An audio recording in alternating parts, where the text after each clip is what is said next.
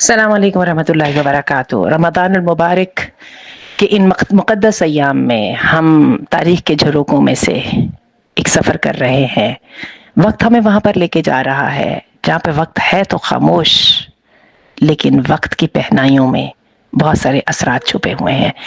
तो रमज़ान मुबारक के महीने की बात करते हैं। 897 हिजरी में का रमज़ान जो था, उसमें उंदलुस के मुसलमानों के लिए कैसे सब्र और दुआ का महीना बना ये वाला रमज़ान।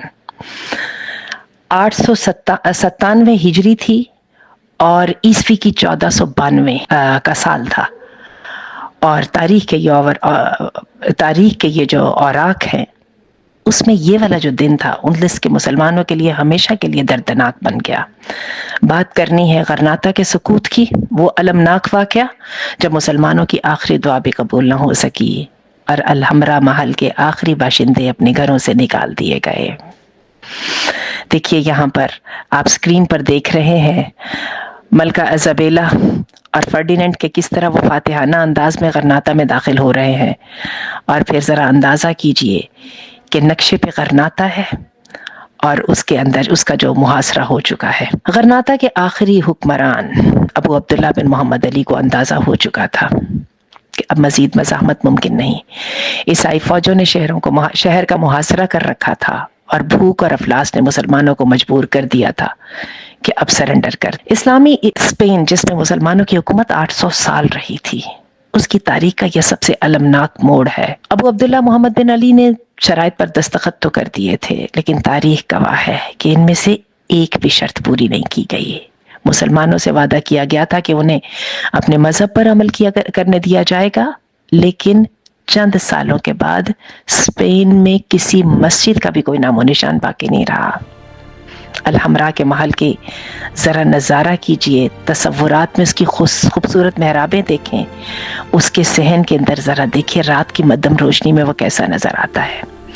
कहा जाता है कि सकूत से पहले की रात रमज़ान की आखिरी रातों में से एक रात थी और अबू अब्दुल्ला आखिरी हुक्मरान, बदनसीब हुक्मरान की वालिदा, जिनका नाम आयशा अल-हुर्रा कहा जाता है, यानी बहादुर खातून, उन्होंने अपने बेटे से मुखातिब करते हुए कहा कि तुम मेरे दूध पीने के काबिल नहीं अगर तुम सल्तनत का दिफा ना कर सके।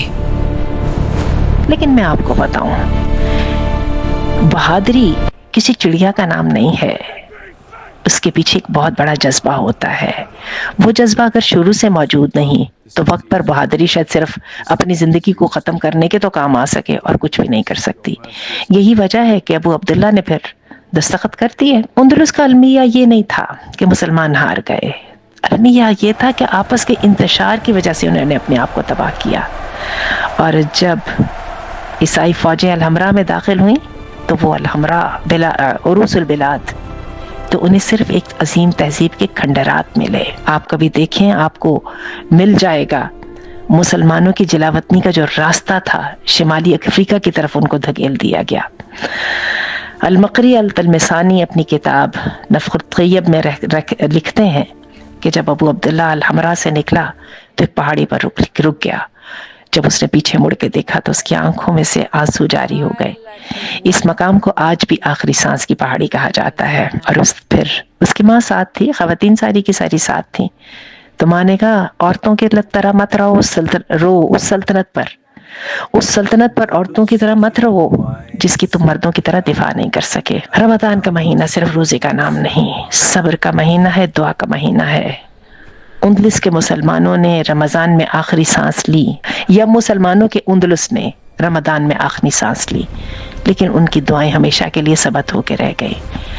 आज अल-हमरा को हम देखते हैं तो उसकी दीवारें हमें एक ही पैगाम देती हैं, गुलिबतर रूम वहुम मिन बादि गलबिहिम सयगलिबून, कि ठीक है रूमी मगलूब हो गए, लेकिन ये मत समझना कि वो मगलूब होने के बाद गालिब नहीं आ सकेंगे, वो अनकरीब गालिब आ जाएंगे। अल्लाह ताला हमारी दुआओं को कबूल फरमाए। आज ईरान के ऊपर, कश्मीर के ऊपर और बैतुल मक़दस के ऊपर जो है दुश्मनों की यलगार है। 2 दिन पहले ही ईरान के सुप्रीम लीडर को शहीद किया गया है और 180 से ज़्यादा बच्चों को मार दिया गया है बॉम्बिंग के अंदर। अल्लाह ताला اس تکلیف دہ وقت کو ایک نشان بنا دے آنے والی فتح کا، جذبوں کے جاگنے کا، اتحاد کی ضرورت کو محسوس کرنے کا.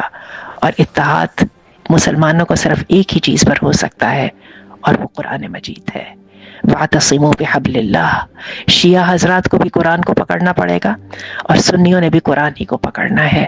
دونوں قرآن کو تھام لیں گے تو ہاتھ خود بخود جڑ جائیں گے.